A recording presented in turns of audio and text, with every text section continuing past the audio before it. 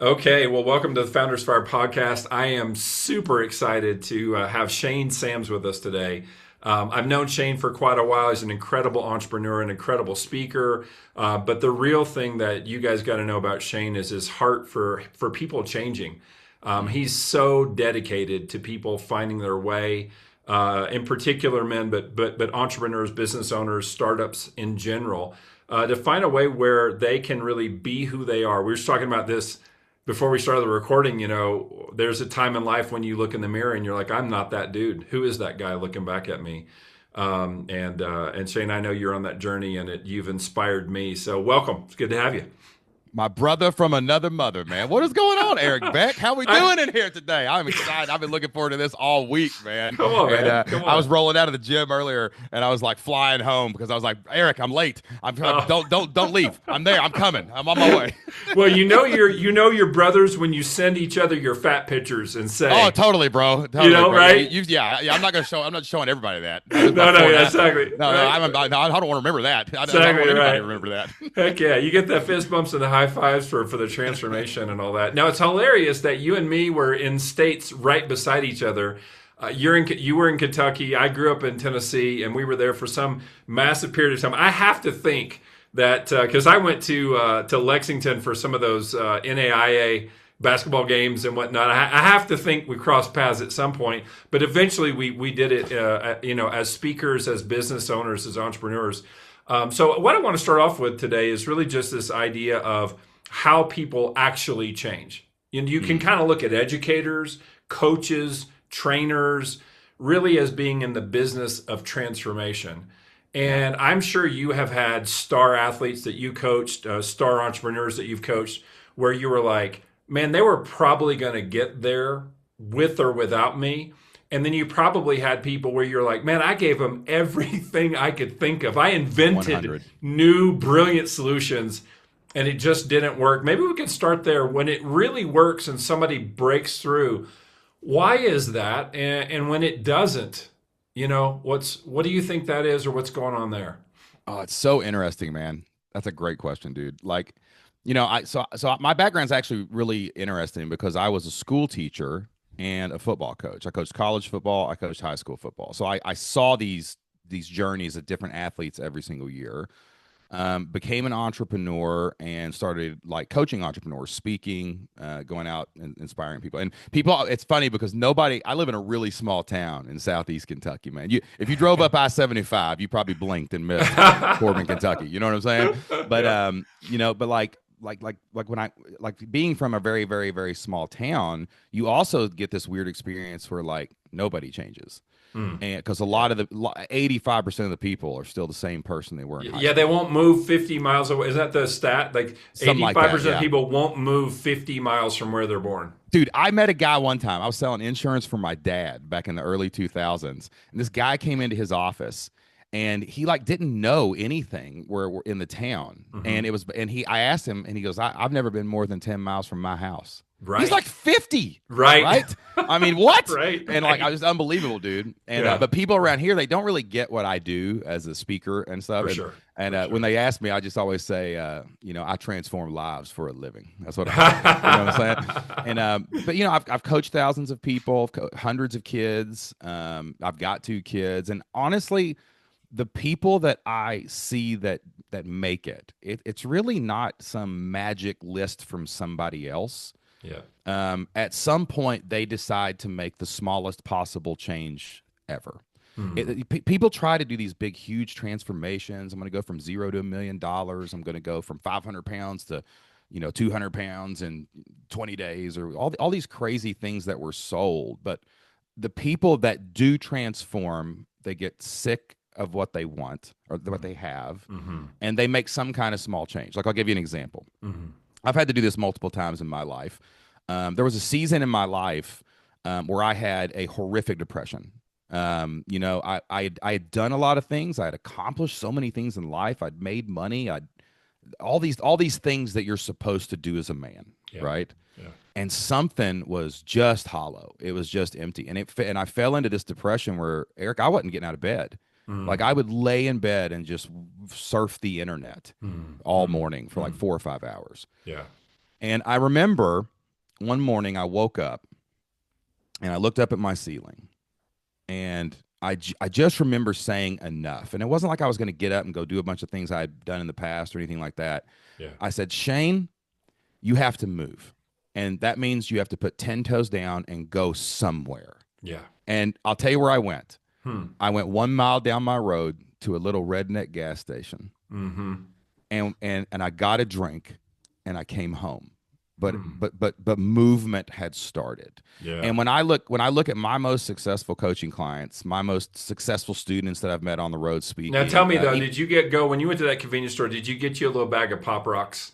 No, I did not get Pop Rocks. No, I'm more of a Zen guy. I was getting nicotine and a little caffeine. You know what I'm saying? And, but it's those people that start making those small movements. Yeah. Those are the people who are serious. And the reason I know that is because when I see people come out and they say they want to change and they go for like 3 months of doing all the things, the cold plunges and all the stuff. Yeah. Their actions aren't really moving them toward what they want, or more importantly, toward a direction they actually chose. Yeah. Because if you have somebody else's goals, man, if you have somebody else's dream, you're eventually going to get sick of it. So that's where I think the transformation really begins. Yeah. Is choosing what you actually want. Yeah. Deciding to move. Yeah. And then small movements consistently, prolifically, relentlessly, resiliently over time. Yeah. That's where I see change actually happen. Yeah, it's so cool because when it is small like that, I like that phrase, goals that are too small to fail. I'm not going to get up and run a mile. I'm going to get up and put on my tennis shoes 10 days straight. Mm-hmm. That's it. I'm not going to do anything. And I think it's humiliating. I think humiliation gets a bad rap. When somebody humiliates you, that's terrible, right? But when you're kind of humiliating yourself a little, where you're like, I can put my tennis shoes on, what the heck? And it's so small, you just get sick of that. You're like, I'm going to walk around the block. And you said 10 days in a row, you just put on your tennis shoes, the micro goal, too small to fail. And by day 3, that dude is going to walk around the block.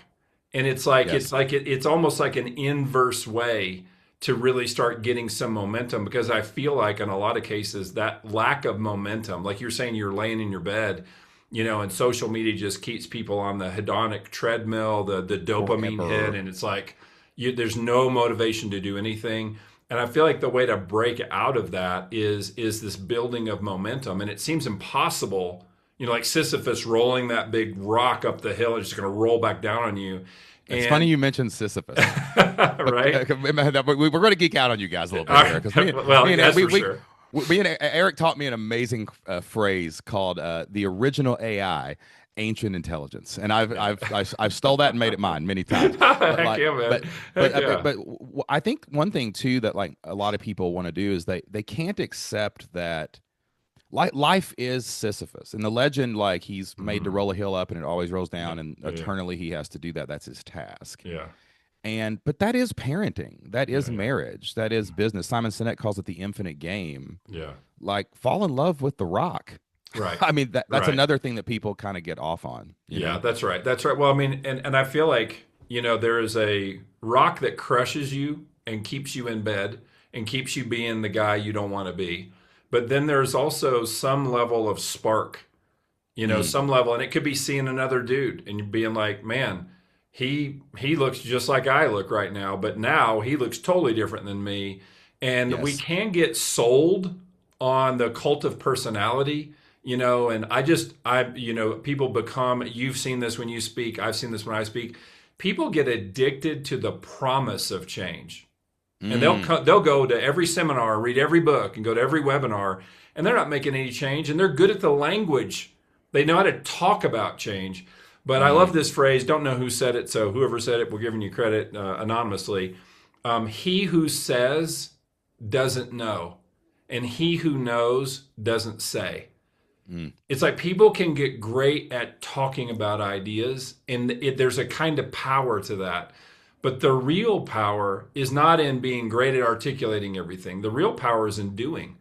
You would never have been a great football coach if you hadn't buried yourself as an athlete in football. You can't just be like, I know principles and I know ideas and I'm great at talking. Because I feel like, for what the real journey is the journey into your authority. If I Right. come over to your house and your kids are acting up and I say, hey, hey, hey, settle down. Or you came into my house, my boys are going crazy. And you're like, hey, hey, man, cut it out. You'd be right and I'd be right. But what we both lack is authority. And your Yes. kids would look at me sideways. You look at me sideways. You're like, dude, what are you saying? I Don't would you look at come you in? sideways. I Don't love it you? when people tell my kids to shut up. Right. What are you But doing? the difference I think in change at a certain level is: are you walking in the authority? Is it what you're authorized to? You coach authors. Yes. You're an author, right? Are you authorized to do the thing? Versus, Yes. is it a good idea? Should I do it? Is it going to help me make more money or have more peace or have a better life?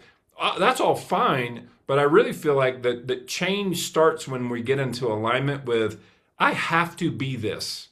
Yeah. I have the authority to speak this into my life, just like Adam named all the animals, right? The word that we speak, the power of what we say.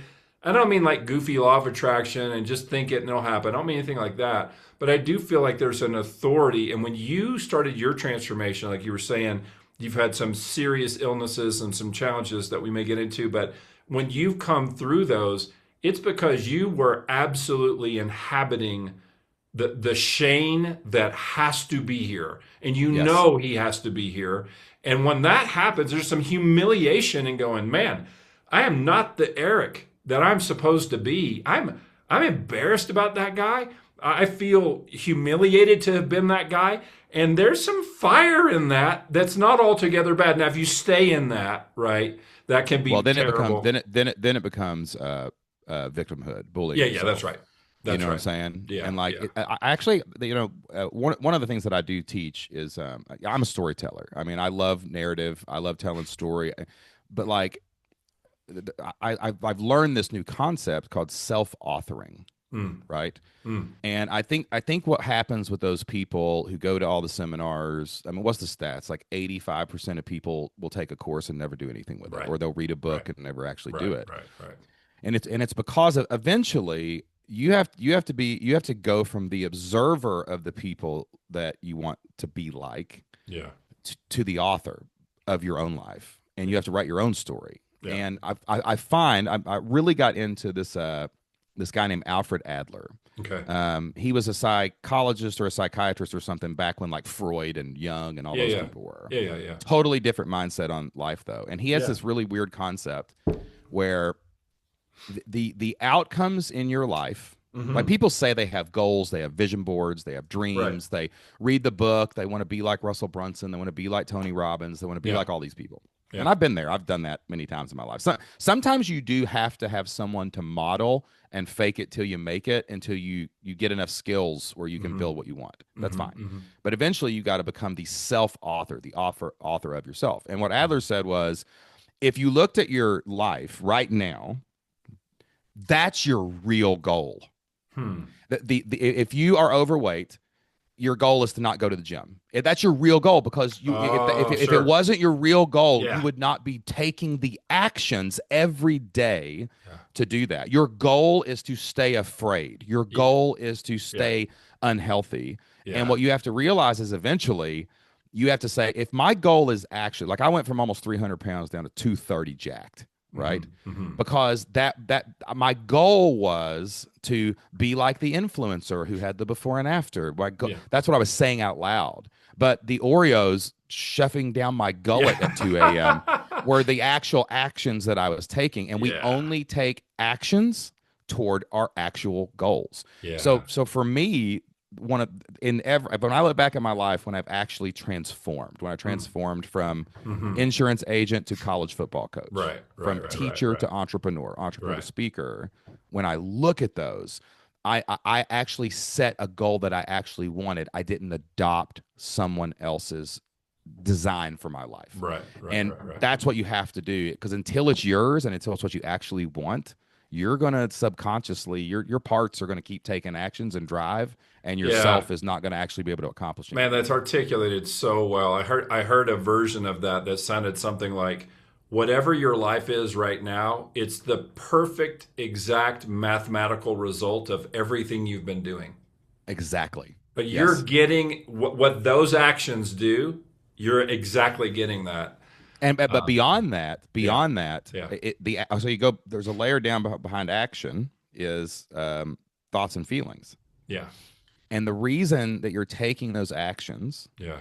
is because your thoughts are hijacking you and self sabotaging you Mm-hmm. because Mm-hmm.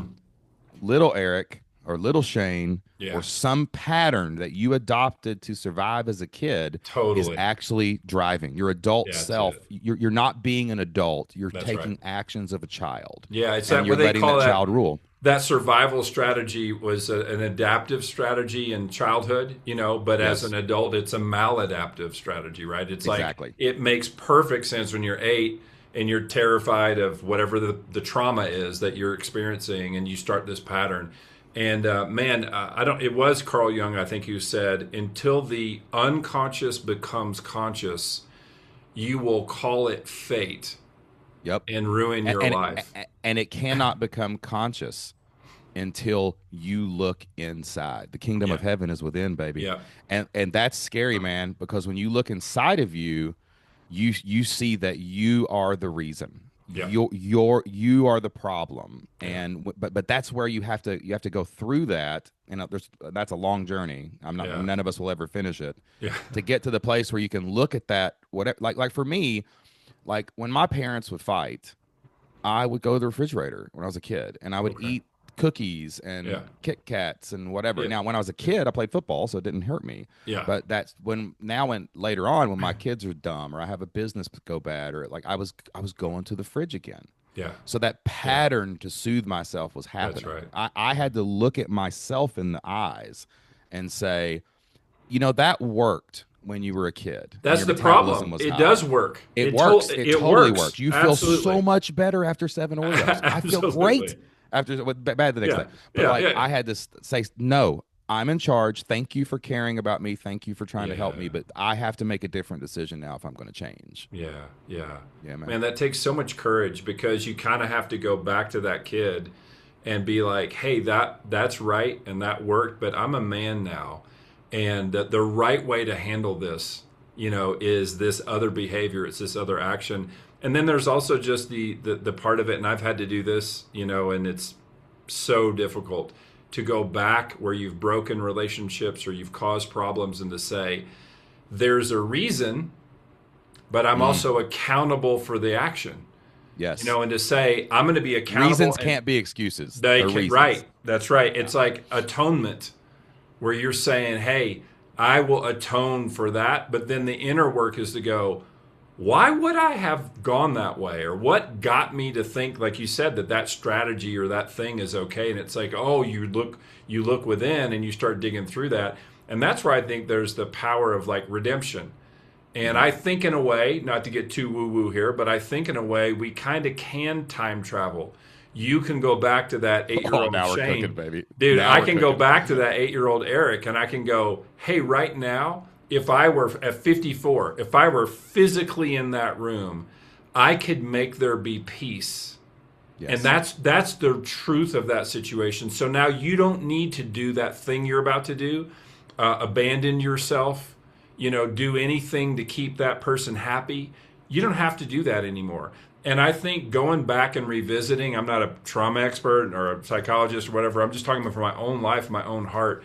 I think that we can go alchemize and turn that lead into gold. We can take what the enemy meant for destruction and turn that into something that is fertilizer for growth. And I heard something recently. A pastor was talking about this, about the big fires that were in California back in 2017, and they said obviously just total devastation, complete tragedy, all those things.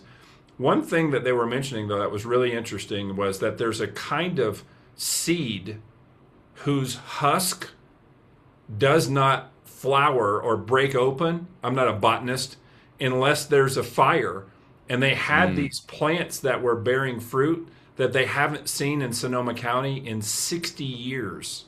Yeah, it's amazing. Because that heat, You can't create without destruction. man, come on. Now You know what talk I'm about it. saying? Talk, preach. I'm setting you Yeah, up here. man. Come on, tell me Yeah. about it. Another thing I like about Adler's philosophies, which none of them are 100% right, but like and this is controversial. I'm sorry if this triggers anybody if you're listening to this. I no longer believe there is any such thing as trauma. I do not believe in trauma. I do believe that you had an experience that was painful, and that experience that was painful influenced you mightily, right? But the problem is with trauma, because I did like 2 or 3 years of trauma work, and I felt like people would just take you there, and you would just stay there and be a victim. Sure, like kind of bring you back into the badness. Yeah, and it's like it's just so totally deterministic. There's nothing of choice there. Yeah. So as a storyteller, like you and I speak a lot on stages, we tell stories on podcasts. We're all doing all these different things. So I feel like I have put my 10,000 hours in understanding how story impacts the human mind. Okay. Oh yeah. And what I realized a long time ago in a galaxy far, far away. Speaking of stuff that we stole from each other, dude. 100%, dude. Dude, 100%, I stole that bad boy and ran with it. That's so good. Yeah. Shane has. I'll tell everybody real quick. Shane has a methodology for understanding. I think it's like there are 4, maybe 3 archetypal stories that all stories are some version of one of these 3. And Shane has such an incredible way of deciphering one of these stories that really has captured most modern movies. Nemo and Cars and Star Wars. Every story you ever tell me, I promise I can put it in my story. Yeah, it's so cool. It's so cool. Anyway, yeah. So I'm going through this process. I have my work experience where I'm a storyteller, a speaker, a podcaster. I have this. I'm doing all this therapy and really getting into this trauma work that everybody's talking about on the TikTok, and like. And there's a book called The Courage to Be Disliked. It's based on Alfred Adler's work. Okay. And I'm reading this book, and Adler said this thing, he's talking about there's no trauma. He said there's only your interpretation of the event. And what basically happens is, like, when we think back to our childhood, you have what we call a memory, right? Sure. But memory, there's a problem with memory, is that it's not accurate. And 50% of it's wrong. More than that. It's 1 year ago. You're only 80% accurate. Yeah, exactly. 2 years ago, it's 50%. 20 years ago, less than 20% accurate. Wow. In what's happening. Wow. So the only thing that you're remembering is that child's interpretation of the event. That's a story that you effing wrote. Yeah, and it's like the telephone game with yourself, because you're remembering exactly what it is. The copy of the copy of the copy that's degrading every time. Yeah. So I went down the rabbit hole studying how memory actually worked. Like, your memories are not stored in a neuron. What happens is, when an event in your adult life is similar enough to an event you experienced in the past, there's a neural pathway that fires. Yeah. And your brain recognizes that and triggers response. So when you get anxiety, when you get depression, when you get whatever. Now, the way that I incorporated this into my own journey was like, oh my God, I'm the one causing all of this with the stories I'm telling myself. I can. A buddy of mine I was at a retreat, and a buddy of mine, we were talking about childhood stuff, and he put his hand on my knee and he goes, "Hey Shane, it's never too late to have a great childhood." Wow. And my mind blew. I was like, I can look at that event with a different interpretation. I can look at it not as I'm the main character. I can look at my mom. I can look at my dad. Yeah. What were they going through? Yeah, exactly. And when you shift that perception, all of a sudden that can happen. Now, if you take that same thing, like the time travel thing, I'll get woo on you. I think we have a sixth. Everybody talks about the sixth sense. Sure. We don't really understand perfectly how memory works, how do we know we're not literally sensing back on the timeline and forward on the timeline? Sure. This is totally me just making stuff up. No, come on.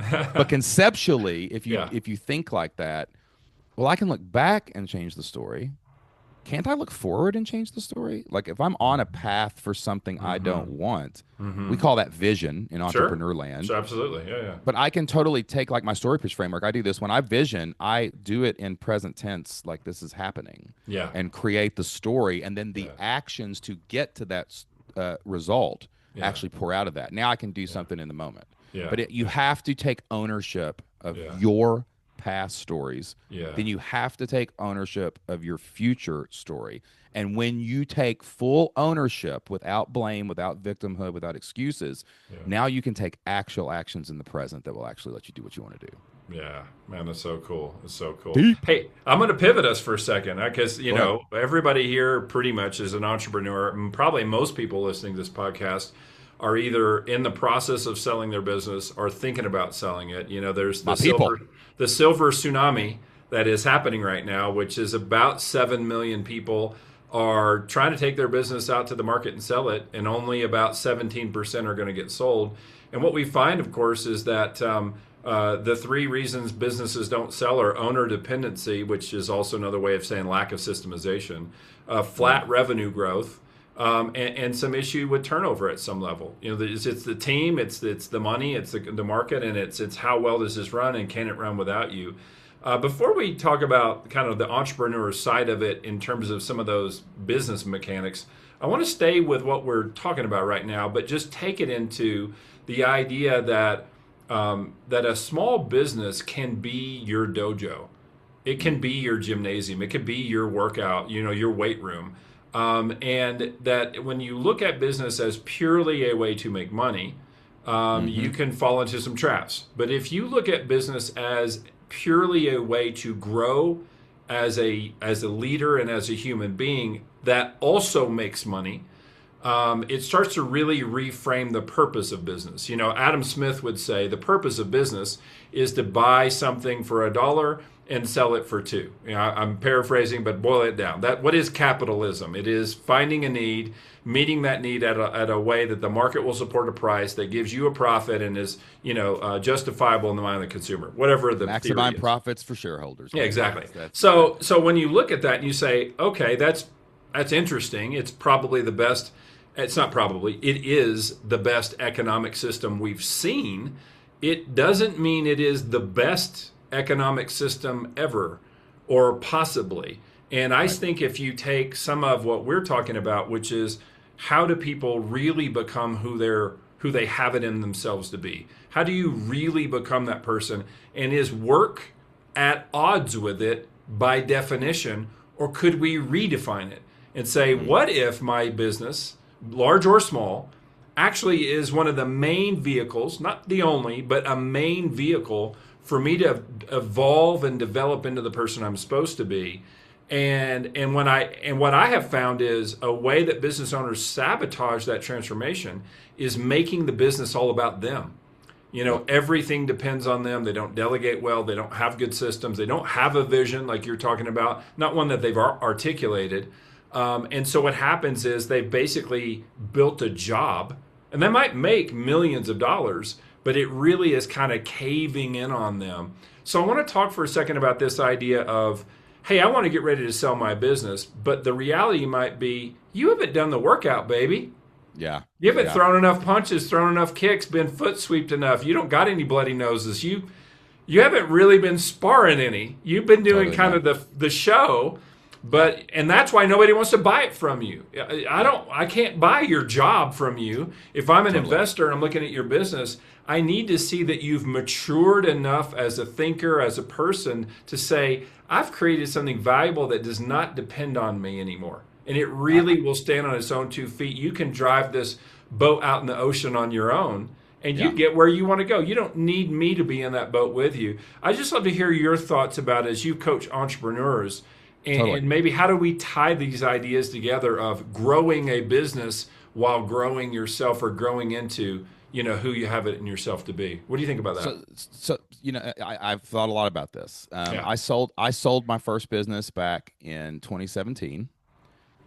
When we first started selling the business, it was not sellable because of all the things you just said. So we had to spend 2 years doing that. So I got to learn this process. I've kind of seen it from both sides. I had a very successful business that was unsellable. We fixed it and sold it. Now I kind of know how to sell things.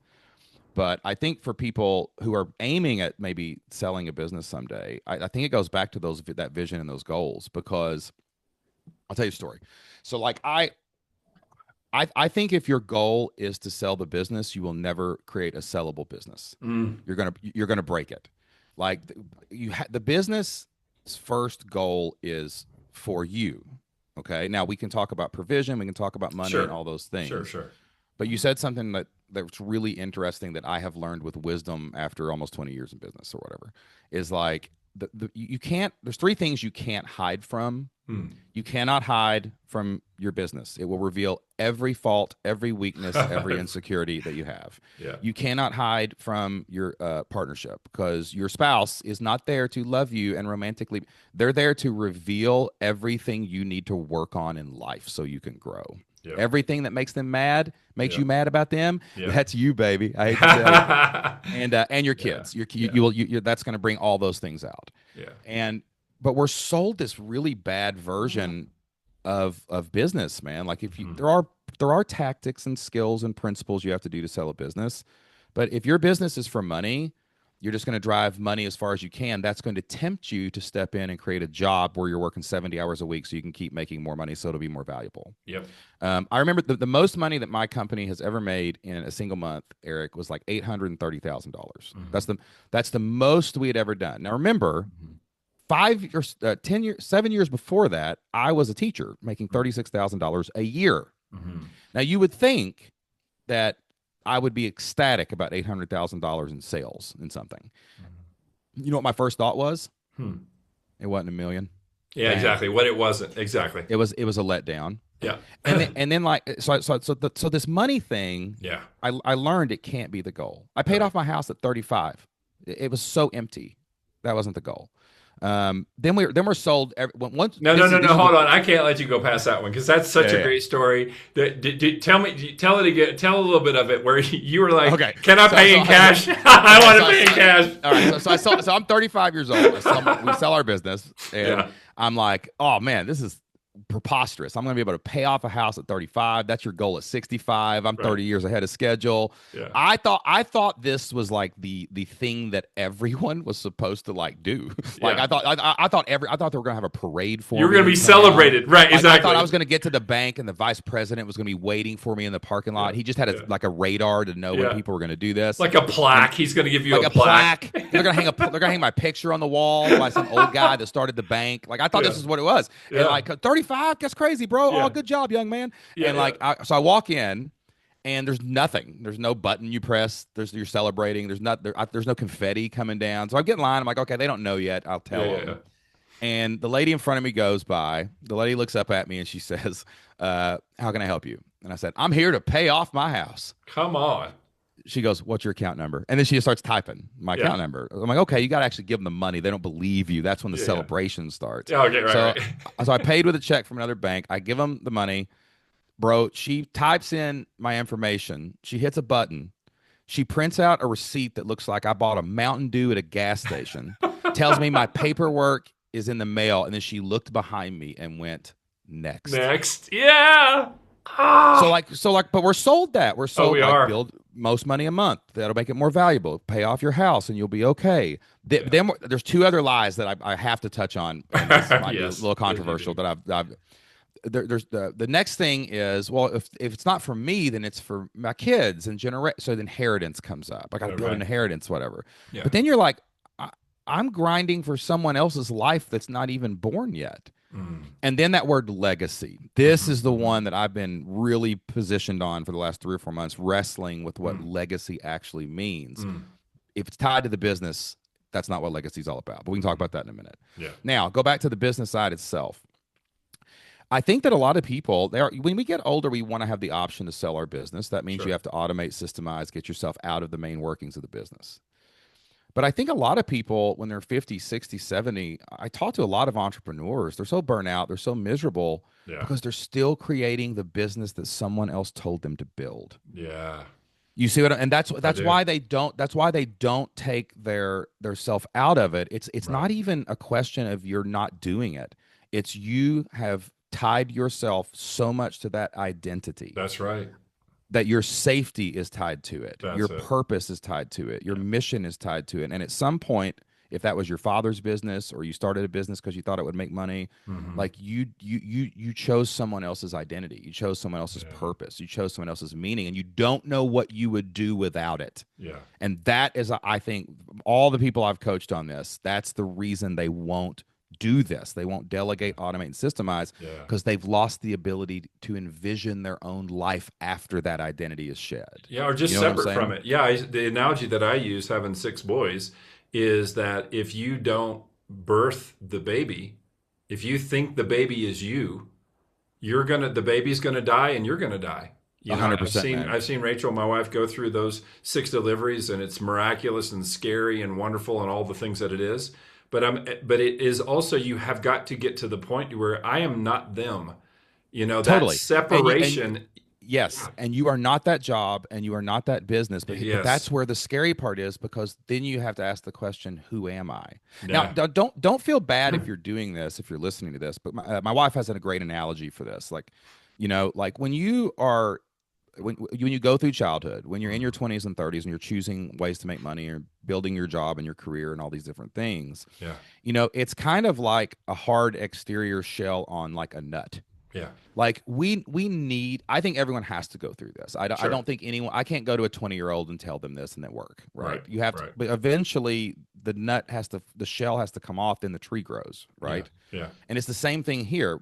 Entrepreneurs, when they're like, God, I wish I could sell my business, but I'm hesitant doing these things. Nobody can do it like me. Right. You're clinging to identity. Yeah. And if you will cast a vision, a story of what you really want to be in the next chapter, the next season, new things will emerge and you'll be able to delegate and get rid of that stuff. Like one of my goals this year, I said this on another podcast I was on, I was trying to be contrarian this year when I was setting New Year's goals. Mm-hmm. And first time I've ever said this out loud, after some thought and some deep work, I said, oh, I want to make less money. That's going to be my goal. Mm-hmm. I'm going to look at the average of the last 5 years and make half of that. Mm-hmm. Now let me tell you why I worded it that way. Mm-hmm. Because when I was going through my journey of shedding this identity that was given to me, bro, we've never not went up. I'm telling you, man. Like we've invested a lot and we've done different things, but like we went from like 200,000, 500,000, 1 million, 7 million. Like we just kept going higher. And every time I set a bigger goal, other people told me I had to do new things, and those were not my goals. Those were not my identities. Yeah. So I'm like, wait a minute, I need to return that. Like I've got plenty of money. I've got a house. I've got all these things. Like I'm going to go here. Now, what does that version of shame? That's the first time. I was the only person that's ever told myself, why don't you try to make less money next year? Yeah. Weird, right? It sounds weird. Yeah. But you know what came of that, dude? I was like, oh man, I would have to work less. I would be able to choose my things. Like one of the things I really wanted to do this year is I wanted to post on social media every day. I'm a storyteller, and I've done it. The smallest possible goal was do a story 5 days in a row. The next possible goal was do 3 stories, 5 stories. Now make a post every day. Now share a clip from your video every day. Yeah. And but that became possible because I wasn't thinking scale to 10 million, hire 2 new social media managers. It's been so fun. Right. But like, but when you set your own goal and you want to step in your own identity and you do that, now you have motivation to say, ooh, I want to step out of this business so I can do this other thing that I really want to do, and I'm driven to do that. I need to get Bob to take over administration. I need to get Sally to take over accounting. I need to get whatever. And then you look up in this process of identity creation a year later, and you're like, my business is sellable. Yeah, I can totally get some money out of this. Now this it is a thing that I know where I'm going next. Yeah, it is a thing. I chose it. Not me. Yes. It's finally there's separation there. And again, that's the thing. I think when we build up those false identities into I am a this or I am a that, it's like no, that's what you do, but that's not who you are. That's who everybody else told you were. Yeah, and again, I think you're right. I don't think people need to feel bad about it. I think it's a phase you have to go through, but it's like a rocket where that stage of the booster has run out of fuel, and what you see. You've coached more business. I want to ask you a question. Yeah, our experience is so interesting because we've both coached thousands of people, but we're kind of on that line. I'm getting them started and getting them to freedom. You're taking them over and getting them to exit, right? Yeah, kind of deal. Yeah.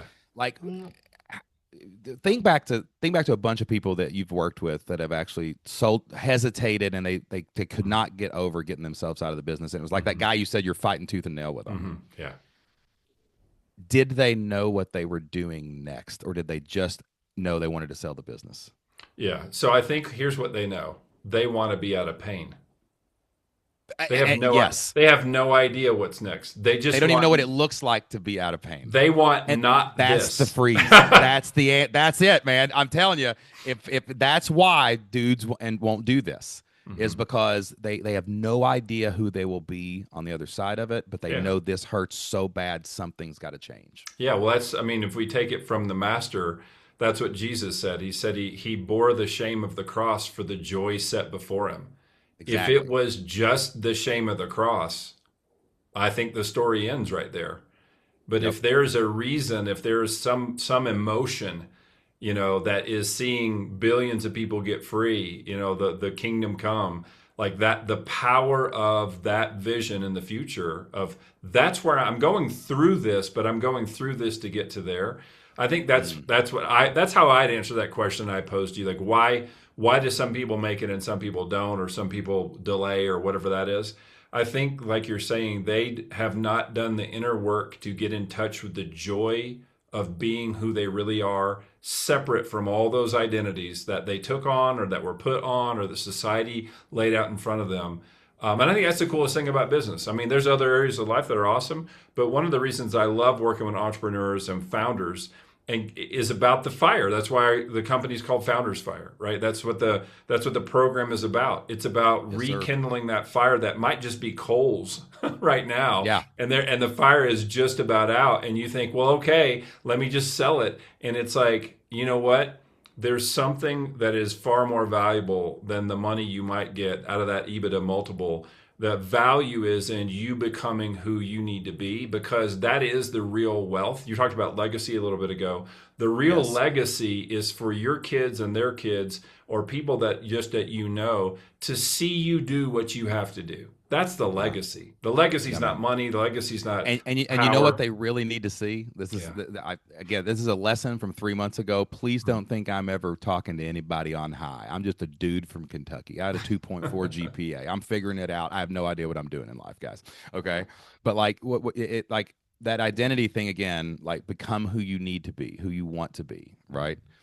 It goes back to the Jesus story because Mhm. like the problem is like okay, the goal was salvation. Like that was the goal, like salvation on the other side of it. And there was a decision to make in the story of Jesus going to the cross. But the problem is everything had to change after that.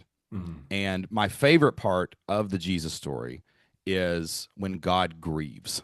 Mhm. That's my absolute. It's not the resurrection. I know that's Mhm. the goal, right? And Mhm. Mhm. and selling your business is kind of like that. It's you have this identity. This has been Sure. happening this whole time. A Exactly. decision is made that something has to be sacrificed. The old Mhm. identity, the Yeah. old you, Yep. and then Jesus goes to the cross and he dies. Right. Yeah. That's kind of like that moment of that. Yeah.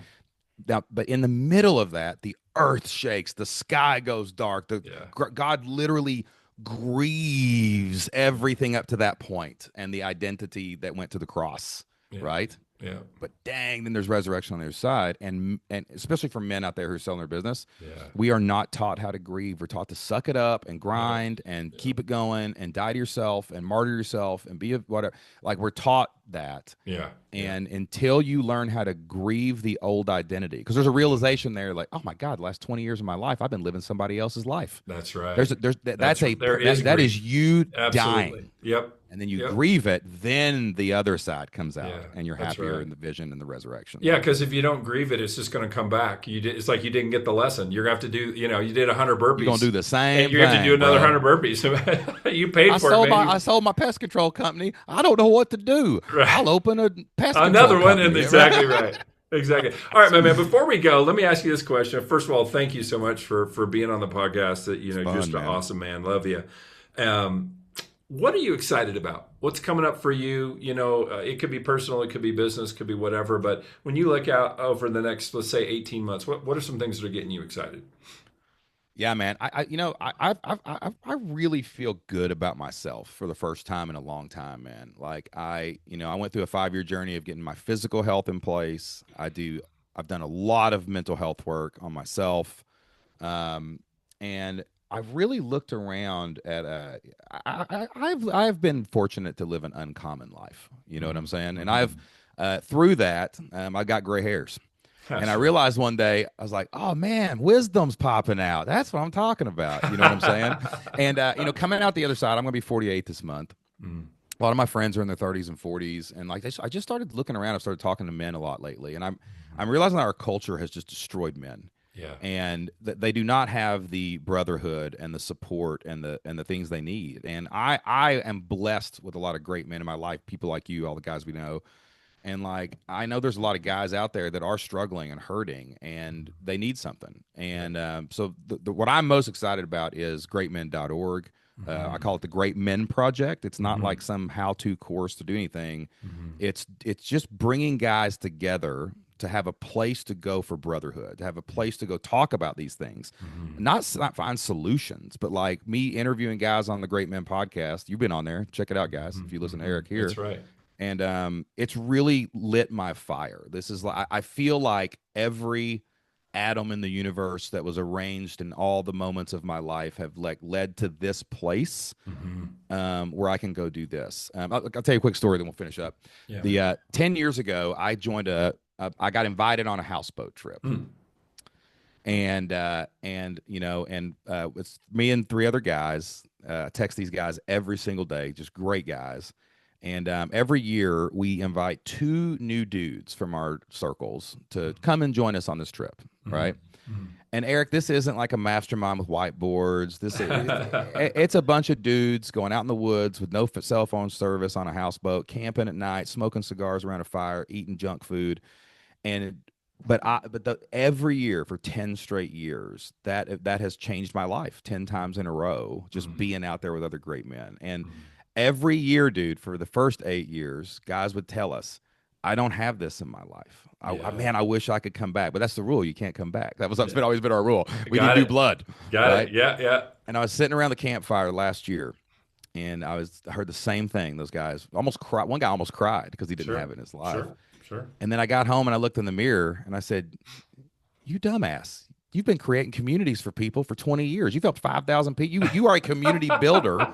You literally have spent the last 6 years of your life in the live event industry. Yeah. Why couldn't you build a community of these guys and have retreats for them to come experience this and get there and find their guys? You know what I'm saying? Yeah. So that's what I'm trying to build right now, man. That's the vision. Man. And it's going really, really well. I'm being consistent. I'm being prolific. I'm being relentless. I'm being resilient.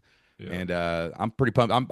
I'm more excited about my business probably than I've been in a long time. That's awesome, man. I'm so glad to hear it. Well, just like you said, giving men a place to be vulnerable. We, like you said, we're taught to put on that outer shell, and there's all kind of deception in that, and we're just we're frail beings, and we fail. Totally.